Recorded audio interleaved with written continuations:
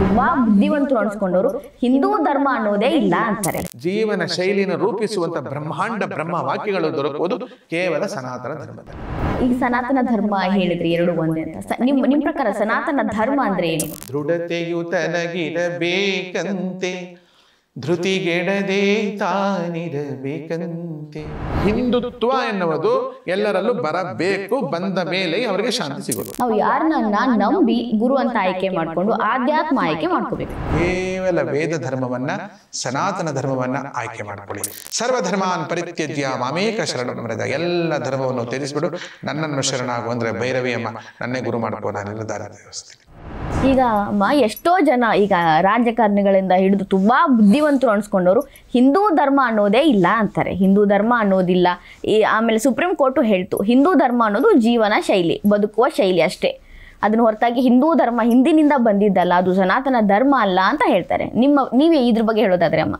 ಈಗ ಧರ್ಮ ಅನ್ನೋ ಕಾನ್ಸೆಪ್ಟ್ ಏನು ತಂಗ ಬೇಕಾಗಿದೆ ನೋಡಿ. ಹಿಂದೂ ಧರ್ಮ ಸನಾತನ ಧರ್ಮವಲ್ಲ ಎಂದು ಸುಪ್ರೀಂ ಕೋರ್ಟ್ ಹೇಳಿದೆ ಅಂತ ಹೇಳಿದಿರಿ ನೀವು. ಹೌದು. ಸುಪ್ರೀಂ ಕೋರ್ಟ್ ಎಲ್ಲಿದೆ? ಅಲ್ಲ, ಎಲ್ಲಿದೆ? ಯಾವ ಸುಪ್ರೀಂ ಕೋರ್ಟ್ ಹೇಳಿ? ಇಲ್ಲಿ ನಮ್ಗಿರೋದೇ ಒಂದು ಸುಪ್ರೀಂ ಕೋರ್ಟ್. ಬೆಂಗಳೂರಲ್ಲಿ ಇರೋದು? ಇಲ್ಲ, ದೆಹಲಿ ಇರೋದು. ನೋಡಿ, ಅದು ಕೂಡ ಗೊತ್ತಿಲ್ಲ ನನಗೆ. ದೆಹಲಿ ಇರೋದು ಎಲ್ಲಿ? ಭಾರತದಲ್ಲಿ. ಭಾರತ ಎಲ್ಲಿದೆ? ಭೂಮಿ ಮೇಲಿದೆ. ಭೂಮಿ ಎಲ್ಲಿದೆ? ತೇಲ್ತಾ ಇದೆ. ಆ ತೇಲುವ ವಿಷಯದಲ್ಲಿಯೇ ತೇಲಿಸುವಂತಹ ಬ್ರಹ್ಮಾಂಡದ ವೇದದ ವಾಕ್ಯಗಳು, ಋಗ್ವೇದ, ಯಜುರ್ವೇದ, ಸಾಮವೇದ, ಅಥರ್ವಣ ವೇದ, ಅಷ್ಟಾದಶ ಮಹಾಪುರಾಣ, ಸನಾತನ ಧರ್ಮ. ನಿನ್ನ ತಂದೆ ಅವರ ತಂದೆ ಅವರ ಹೆಸರೇ ನಿನ್ಗೆ ಗೊತ್ತಿಲ್ಲ. ಹೌದು. ಆದ್ರೆ ರಾಮನ ತಂದೆ ಯಾರು, ಅವರ ತಂದೆ ಯಾರು, ಅವರ ತಂದೆ ಯಾರು, ಎಲ್ಲಿ ತನಕ ಗೊತ್ತಾ? ರಾಮನ ಪೂರ್ವಜ ಸೂರ್ಯ ಅಂತ ಹೇಳ್ತಾರೆ. ಹೌದು, ಸೂರ್ಯ ಕುಲದವನು. ಕೃಷ್ಣನ ತಂದೆ, ಅವರ ತಂದೆ ಅವರ ಪೂರ್ವವನ್ನ ಚಂದ್ರನಿಗೆ ಹೇಳ್ತಾರೆ. ಚಂದ್ರ ಮತ್ತು ಸೂರ್ಯರು ಕೇವಲ ಜೀವನ ಶೈಲಿ ಅಂತ ಇಟ್ಕೊಂಡಾಗ ನೀವೇನೇನೋ ಜೀವನ ಶೈಲಿಗಳೆಲ್ಲ ಮಾಡ್ಕೊಂಡಿದ್ದೀರಿ. ಆ ಜೀವನ ಶೈಲಿಗಳೆಲ್ಲ ಸನಾತನ ಧರ್ಮದಲ್ಲಿ ಬರೆದಿಲ್ಲ. ಅವರು ಹಿಂದೂ ಬೇರೆ, ಸನಾತನ ಧರ್ಮ ಬೇರೆ, ಈ ರೀತಿಯಾಗಿ ಹಿಂದೂ ಮತ್ತು ಸನಾತನ ಅನ್ನೋದು ಒಂದೇ. ಅದು ಜೀವನ ಶೈಲಿ ಅಲ್ಲ.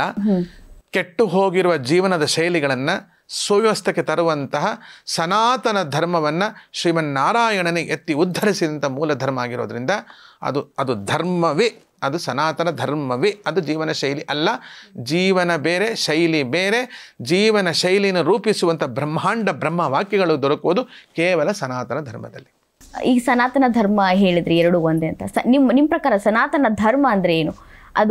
ಅದ್ರ ಬಗ್ಗೆ ತುಂಬಾ ಕನ್ಫ್ಯೂಷನ್ಸ್ ಇದೆ. ಜನ ಮಾತಾಡೋದು ಇಲ್ಲ ಹಿಂದೂಗಳೇ ಸನಾತನ ಧರ್ಮ ಅಂತ ಅನ್ಕೊಂಡು ವೇದಗಳನ್ನ ಸೃಷ್ಟಿ ಮಾಡ್ಕೊಂಡು ಹಂಗೆ ಹಿಂಗೆ ಸುಮ್ಮನೆ ಬಾಯಿ ಚಪ್ಪಲ ತೀರಿಸ್ಕೊಳಕ್ ಮಾತಾಡ್ತಾರೆ. ನಿಮ್ಮ ಪ್ರಕಾರ ಸನಾತನ ಧರ್ಮ ಅಂದ್ರೆ ಅಮ್ಮ? ಅಭಯಂ ಸತ್ವ ಸಂಶುದ್ಧಿ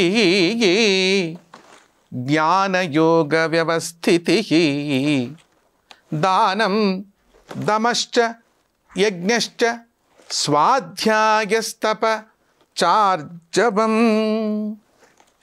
ಗೀತಾ ವಾಕ್ಯ ಇದು.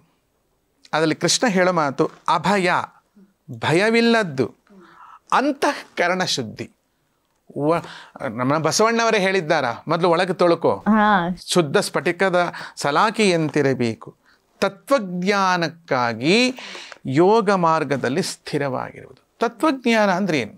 ತಾತ್ವಿಕವಾಗಿರ್ತಕ್ಕಂಥ ಜ್ಞಾನ. ಮತ್ತೊಬ್ಬರಿಗೆ ತೊಂದರೆ ಕೊಡಕೂಡದು. ಈಗ ನೀ ಶೇವಿಂಗ್ ಮಾಡ್ಕೋಬೇಕಾದ ಬ್ಲೇಡ್ ಹಾಕಿದಾಗ ನಿಂಗೆ ನೋವಾಗುತ್ತೆ ಇಲ್ವಾ? ಆಗುತ್ತೆ ಇಲ್ವಾ? ಅದಕ್ಕೆ ಎಷ್ಟು ಡಾಕ್ಟರ್ ಹತ್ರ ಹೋಗ್ತೀಯ ನೀನು? ಮತ್ತೆ ಮತ್ತೊಬ್ಬರ ಕುತ್ತಿಗೆಗೆ ಯಾಕಪ್ಪ ನೀ ಕತ್ತಿ ಹಾಕ್ತೀಯಾ? ಅದು ತತ್ವಜ್ಞಾನ. ದಾನ ಮಾಡುವುದು, ದಾನ ಮಾಡಲೇಬೇಕು. ಯಾಕೆ ಅಂದರೆ ನಿನಗೆ ಹೆಚ್ಚಾದದ್ದನ್ನು ಮತ್ತೊಬ್ಬರಿಗೆ ಕೊಟ್ಟು, ಇಲ್ಲದವರನ್ನು ಕೊಟ್ಟು ನೀನು ದಾನ ಮಾಡಬೇಕು. ಮನಸ್ಸಿನ ನಿಯಂತ್ರಣ, ಮತ್ತು ಯಜ್ಞಗಳ ಆಚರಣೆ, ವೇದಶಾಸ್ತ್ರಗಳ ಅಧ್ಯಯನ, ತಪಸ್ಸು ಮತ್ತು ಸರಳತೆ. ಇದು ಸನಾತನ ಧರ್ಮದ ಮೂಲ ವಾಕ್ಯಗಳು. ಹಾಗೂ ಮತ್ತು ದೊಡ್ಡದೊಂದು ಹೇಳ್ತಾನೆ ಕೃಷ್ಣ, ನಿಮ್ಮ ಪ್ರಕಾರ ಸನಾತನ ಧರ್ಮ ಅಂದರೆ ಏನು ಅಂತ ಕೇಳಿದಿಲ್ಲ. ಇದೆಲ್ಲ ಎಲ್ಲರಿಗೂ ನನ್ನ ಪ್ರಕಾರ ಅಲ್ಲಮ್ಮ, ನಾನು ಹೇಳಿರಿ ಕೃಷ್ಣ ಹೇಳಿರೋ ವಾಕ್ಯಗಳು ಎಲ್ಲ ಉಸಿರಾಡುವಂತಹ ಮನುಷ್ಯ ಜೀವಿಗಳಿಗೆ ಬೇಕಾಗಿರೋದು. ನಾನು ಪ್ರಾಣಿ ಅಂತ ಒಪ್ಕೊಳ್ಳೋದಾದ್ರೆ ಮಾತು ಬರಲ್ಲ, ನಂಗೆ ಮಾತು ಬರಲ್ಲ, ಕಿವಿ ಕೇಳಿಸಲ್ಲ, ಮೂಗು ಬರಲ್ಲ, ಸಿಕ್ಕಿದ್ದಲ್ಲ ತಿಂತೀನಿ ಅನ್ನೋರಿಗೆ ಇದು ಗೀತೆ ಅಲ್ಲ. ಅಲ್ಲ, ಅರ್ಥ ಆಯ್ತು. ಇದು ಗೀತೆ ಅಲ್ವಾ? ನಿನ್ನ ನನಗೇನೋ ನೋಡ್ಬಿಡ್ತೀನಿ, ಏನೋ ಕೇಳ್ಬಿಡ್ತೀನಿ, ಏನೋ ತಿನ್ಬಿಡ್ತೀನಿ, ನನಗೆ ನಾಲ್ಗೆಲ್ಲಿ ರುಚಿ ಇಲ್ಲ, ನನಗೇನೋ ಅಂಥವ್ರಿಗೆಲ್ಲ ಅಲ್ಲ ಇದು. ನೀನು ಮನುಷ್ಯನಾಗಿ ನೋಡೋದನ್ನೇ ನೋಡ್ತೀಯ, ಕೇಳೋದನ್ನೇ ಕೇಳ್ತೀಯ, ಮಾತಾಡಬೇಕಾದ್ದನ್ನೇ ಮಾತಾಡ್ತೀಯ ಅಲ್ವಾ? ಅಂಥವರಿಗೆ ಬೇಕಾಗಿರ್ತಕ್ಕಂಥ ಸನಾತನ ಧರ್ಮದ ಮೂಲ ವಾಕ್ಯಗಳು ಅಹಿಂಸಃ, ಸತ್ಯಮಕ್ರೋಧ, ತ್ಯಾಗ, ಶಾಂತಿ, ಅಪೈಶ್ವನಂ, ದಯಾ, ಭೂತೇಶ್ವಲೋಲುಪ್ತಂ, ಮಾರ್ದನಂ, ಶ್ರೀರಚಾಲ್ಪಲಂ. ಅಂದರೆ ಅಹಿಂಸೆ ಅದು ತುಂಬ ದೊಡ್ಡ ಧರ್ಮ. ಅದು ಸತ್ಯತೆ, ಕೋಪವಿಲ್ಲದಿರುವಿಕೆ. ಕೋಪ ಅನ್ನೋದು ದೊಡ್ಡ ಮೂರ್ಖತನ. ಇವತ್ತು ಪ್ರಪಂಚದಲ್ಲಿ ನೋಡಿ, ಕೋಪದಿಂದ ಏನೆಲ್ಲ ಆಗ್ತದೆ. ಯಾರನ್ನು ಯಾರೋ ಕೊಂದುಬಿಡ್ತಾರೆ. ಕಡೆಗೆ ಯಾತಕ್ಕಿ ಕೋಪ ಮಾಡದೆ ಅನ್ನೋಷ್ಟು ಮಟ್ಟಿಗೆ ಅವ್ರ ಮೇಲೆ ಅವ್ರು ಕೋಪ ಮಾಡ್ಕೊಳ್ಳುವಂಥ ಪರಿಸ್ಥಿತಿ ಬಂದು ಹೋಗುತ್ತೆ. ತ್ಯಾಗ ಭಾವನೆ, ಶಾಂತಿ, ತಪ್ಪು ಹುಡುಕುವುದನ್ನು ಬಿಟ್ಬಿಡ್ಬೇಕು. ಎಲ್ಲರೂ ಇಡೀ ದಿವಸ ತಪ್ಪು ಮಾಡಿದ್ವಿ ಅಂತ ಒಂದ್ಸಲ ಹೇಳು, ಅದ್ರಲ್ಲಿ ವಿಮುಖತೆ ತಗೋ. ಎಲ್ಲ ಜೀವಿಗಳಲ್ಲೂ ದಯೆ ತೋರಿಸು, ದುರಾಸೆ ಇಲ್ಲದಿರುವಿಕೆ, ಮೃದು ಸ್ವಭಾವ, ನಮ್ರತೆ ಮತ್ತು ದೃಢತೆ. ದೃಢತೆಗೆ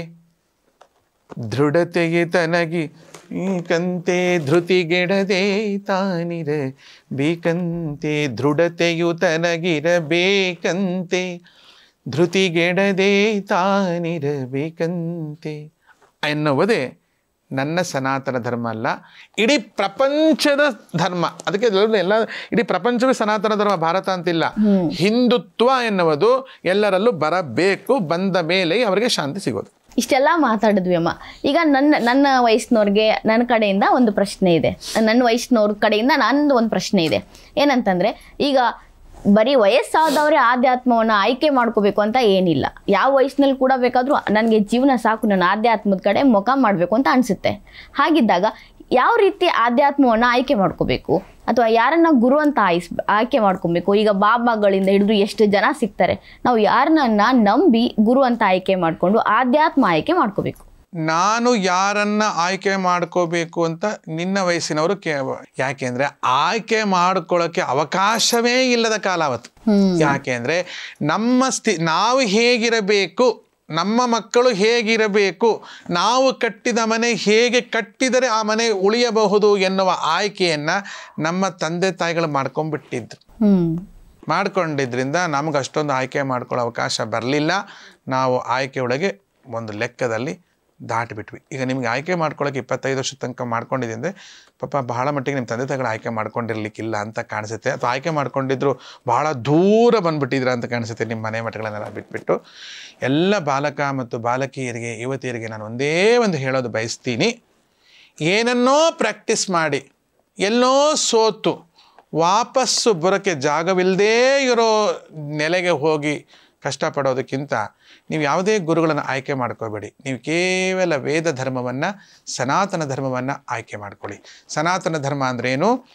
ಇನ್ನೊಬ್ಬರಿಗೆ ಕಷ್ಟ ಕೊಡಬಾರದು, ಇನ್ನೊಬ್ಬರನ್ನು ನೋಯಿಸಬಾರದು, ನಾನು ಪ್ರೀತಿ ಮಾಡುತ್ತಲೇ ಇರುತ್ತೇನೆ, ಯಾವಾಗಲೂ ಪ್ರೀತಿಸುತ್ತೇನೆ. ಯಾವ ದೇವರನ್ನು ಪೂಜೆ ಮಾಡಲಿ, ಯಾವ ದೇವರನ್ನು ಪೂಜೆ ಮಾಡಬೇಡ.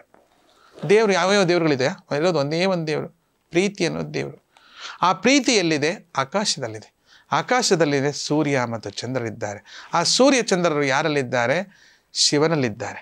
ಆ ಶಿವನನ್ನು, ಆ ಶಿವಮಂತ್ರವನ್ನು, ಆ ಲಿಂಗವನ್ನು, ಆ ನಿರಾಕಾರನೂ ಹೌದು, ಸಾಕಾರನೂ ಹೌದು, ಅವನಿಗೆ ಜನನವಿಲ್ಲ, ಮರಣವಿಲ್ಲ, ಯಾವುದೇ ಹೆಂಡತಿನ ಕಟ್ಕೊಂಡು ಕಳ್ಕೊಂಡ ಅನ್ನೋ ಸಮಸ್ಯೆಗಳಿಲ್ಲ, ಹೊಡೆದಾಟಗಳಿಲ್ಲ. ಅಂಥ ನಿರ್ವಿಕಾರ ಸುಂದರವಾಗಿರ್ತಕ್ಕಂಥ ಸುವರ್ಣ ಲಿಂಗವನ್ನು ಧ್ಯಾನ ಮಾಡಲಿಕ್ಕೆ ಯಾವುದೇ ಗುರುವಿನ ಅವಶ್ಯಕತೆ ಇಲ್ಲ. ನೀವು ಯಾವ ಗುರುಗಳನ್ನು ಆಯ್ಕೆ ಮಾಡ್ಕೋಬೇಕು ಅಂತ ಏನಾದರೂ ಕೇಳಿದ್ರೆ ನಾನು ಹೇಳ್ತೀನಿ, ಸರ್ವಧರ್ಮಾನ್ ಪರಿತ್ಯಜ್ಯ ಮಾಮೇಕ ಶರಣಂ ವ್ರಜ. ಎಲ್ಲ ಧರ್ಮವನ್ನು ತ್ಯಜಿಸ್ಬಿಡು, ನನ್ನನ್ನು ಶರಣಾಗು. ಅಂದರೆ ಭೈರವಿ ಅಮ್ಮ ನನ್ನೇ ಗುರು ಮಾಡ್ಕೋ, ನಾನೆಲ್ಲ ದಾರಿ ತೋರಿಸ್ತೀನಿ. ಅಮ್ಮ, ತುಂಬ ತುಂಬ ಧನ್ಯವಾದಗಳು. ನಮ್ಮ ಜೊತೆ ಇಷ್ಟೊತ್ತು ಚರ್ಚೆ ಮಾಡಿ ಇಷ್ಟೆಲ್ಲ ವಿಷಯಗಳನ್ನ ತಿಳಿಸ್ಕೊಟ್ಟಿದ್ದಕ್ಕೆ ತುಂಬ ಧನ್ಯವಾದಗಳು ಅಮ್ಮ. ಜೈ ಶ್ರೀ ಮಹಾಕಾಲ್, ಜೈ ಶ್ರೀ ಮಹಾಕಾಲ್, ವಿಶ್ವಮಾತಾ ಗೋಮಾತಾ. ಎಲ್ಲರಿಗೂ ಆಶೀರ್ವಾದಗಳು. ಇಷ್ಟೊತ್ತು ಭೈರವಿ ಅಮ್ಮ ಜೊತೆ ನಾವು ಇಷ್ಟೆಲ್ಲ ಮಾತಾಡಿದ್ವಿ, ಎಷ್ಟೆಲ್ಲ ತಿಳ್ಕೊಳ್ಳೋಕೆ ಸಿಕ್ತು. ಹಾಗೆ ಇನ್ನೂ ಬೇರೆ ಬೇರೆ ಜನರ ಜೊತೆ ನಾನು ಇನ್ನಷ್ಟು ಸುದ್ದಿಗಳ ಜೊತೆಗೆ ಇನ್ನಷ್ಟು ಚರ್ಚೆಗಳ ಜೊತೆಗೆ ನಿಮ್ಮ ಮುಂದೆ ಬರ್ತೀನಿ. ಅಲ್ಲಿವರೆಗೂ ನೀವು ನಮ್ಮ ಹೊಸ ದಿಗಂತ ಡಿಜಿಟಲ್ನ ನೋಡ್ತಾ ಇರಿ, ನಮಗೆಲ್ಲ ಪ್ರೋತ್ಸಾಹ ಕೊಡ್ತಾ ಇರಿ. ಈ ವಿಡಿಯೋ ಇಷ್ಟ ಆಗಿದ್ರೆ ಲೈಕ್ ಮಾಡಿ, ಶೇರ್ ಮಾಡಿ, ಕಮೆಂಟ್ ಮಾಡಿರಿ. ಇನ್ನೂ ಇಂಥವು ಹೆಚ್ಚಿನ ವಿಡಿಯೋ ನೋಡೋಕೆ ಹೊಸ ದಿಗಂತ ಡಿಜಿಟಲ್ ಚಾನಲ್ಗೆ ಸಬ್ಸ್ಕ್ರೈಬ್ ಆಗಿ.